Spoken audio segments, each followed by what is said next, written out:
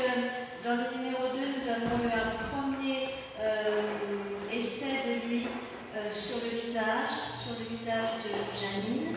Et dans le numéro 3, vous avez pu lire un article, enfin un essai de Jean-Luc sur le puits. Donc je lui donne la parole parce qu'il parlera mieux que moi de ce qu'il a dit. Merci. Merci Anne de m'avoir convié à cet après-midi poésie. Si tu me voyais de l'intérieur. Nous sommes en mai 1996. Janine, 72 ans, est malade d'Alzheimer depuis presque 2 ans. Elle me dit « Je n'en peux plus, c'est fini, je ne peux plus me rattraper. Maintenant je suis foutu, moulu. Je ne peux plus me rattraper. » Janine tombe en une chute vertigineuse dans les ténèbres d'un puits. Et moi, son mari, pouvais-je la rattraper? Avec quelle échelle descendre au fond de son puits pour la faire remonter à la lumière? J'ai bien essayé de la ramener à la lumière de la raison, quand, ne me reconnaissant plus, elle me dit « Où est Jean ?» Mais c'est moi, ce n'est pas toi.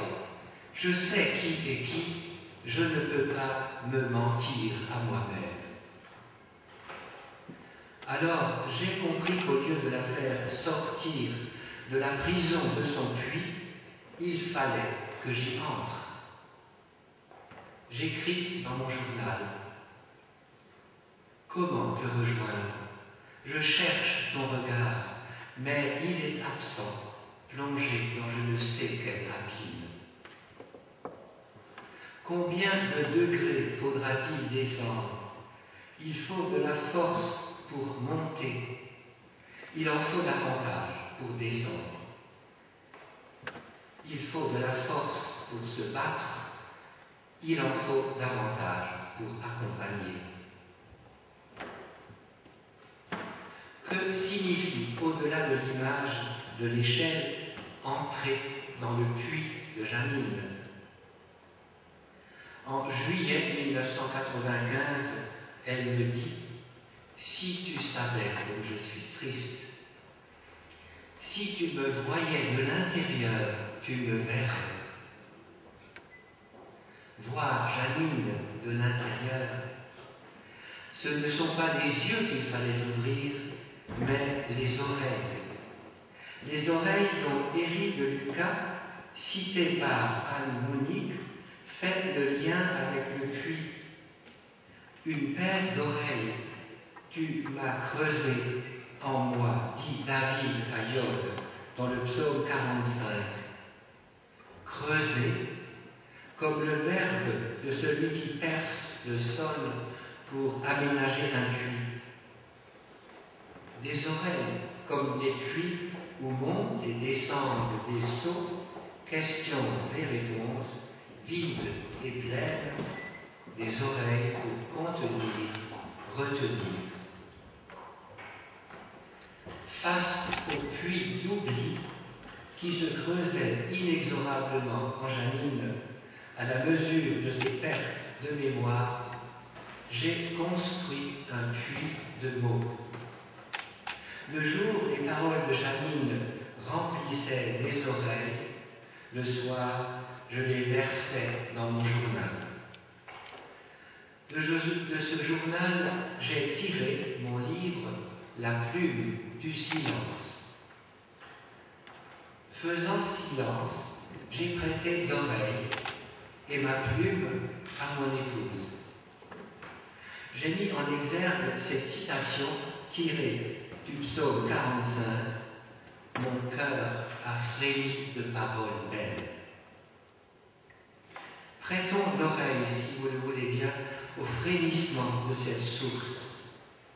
Écoutons sa voix qui s'élève de l'abîme dans l'instant du poème, comme le dit encore Anne Monique dans le numéro 3 de Peut-être.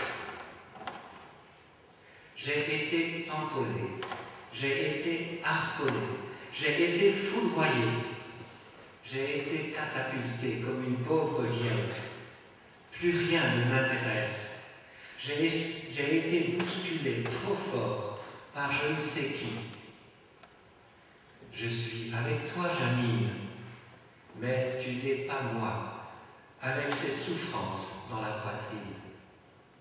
Mange un peu. Quand on n'a pas goûté quelque chose, on ne sait pas ce que c'est. Ce que j'ai, c'est très dur. Je veux mourir. Mourir me serait plus doux que ce que j'endure. Je vais souvent au cimetière. Je regarde les tombes et ça ne me démolit pas. Quand ça sonnera pour moi, je serai épanoui. Ce sera la fin. Ce sera enfin la fin.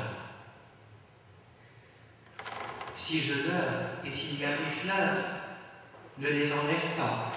Je ne veux pas que ce soit triste. Je vois ce jardin que j'ai tant aimé et maintenant je le déteste car j'y suis prisonnière. Je voudrais être comme tout le monde, mais je ne suis pas comme les autres. Je voudrais être ce que je ne suis plus. Je regarde dehors, je vois ces feuilles qui bougent, je les envie. Elles font ce qu'elles veulent, et moi plus rien. Des jours de rien, voilà ce que je vis. Dis-moi, dis-moi, dis-moi pourquoi je pleure. Voilà le soleil, et moi je ne suis plus dans le soleil. J'ai des cris dans la bouche, ils ne sont pas fous, ils sont normaux dans l'état où je suis. Janine crie du fond de l'abîme où une chute vertigineuse l'a précipitée. Ces cris sont ceux du psalmiste. Les faisant miens, ils m'ont ouvert la porte de la prière. Du fond de l'abîme, je crie vers toi, Seigneur. Seigneur, écoute mon appel.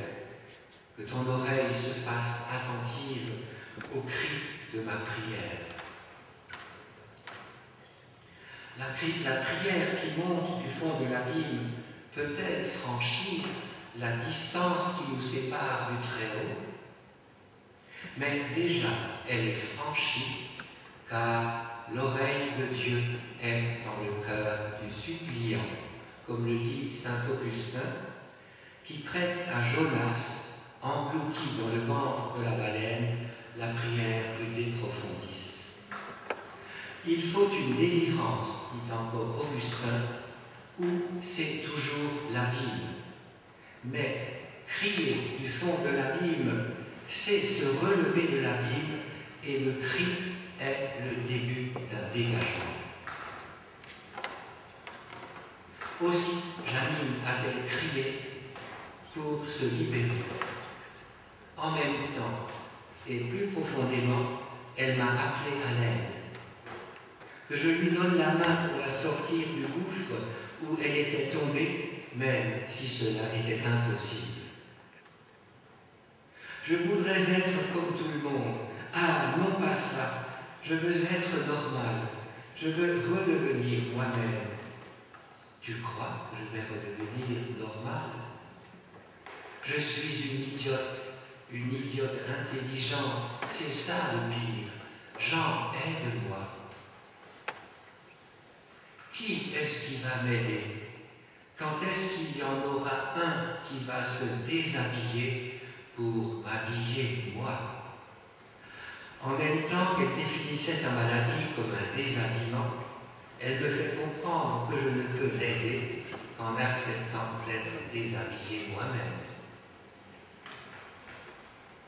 Autre appel à l'aide. Papa et maman sont partis. Tu t'occuperas de moi?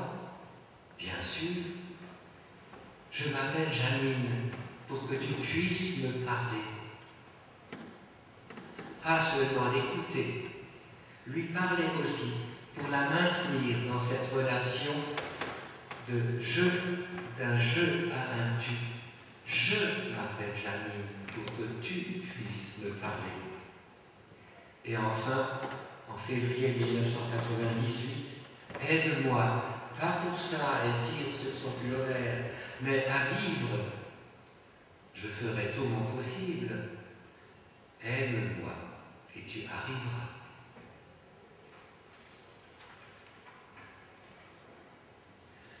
Si Janine vit sa maladie comme une chute dans l'abîme, comme un dépouillement des vêtements, elle la vit aussi comme un dépaysement. Ses paroles belles deviennent alors celles d'une exilée, de quelqu'un qui a le mal du pays, le Heimweh, le Alzheimer. Ce qui m'ennuie, c'est que je perds la mémoire. Je crois que c'est parce que je suis maintenant absente depuis trop longtemps de la maison. Je voudrais partir d'ici et rentrer à la maison. Quand est-ce que je serai revenu à moi-même?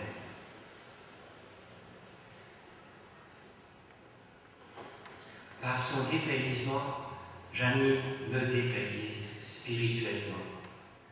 Elle me fait entendre la parole adressée à Abraham. Quitte ton pays, ta parenté et la maison de ton père pour le pays que je t'indiquerai. Par sa maladie, Janine me quittait, mais elle m'invitait à me quitter moi-même et m'interrogeait sur son existence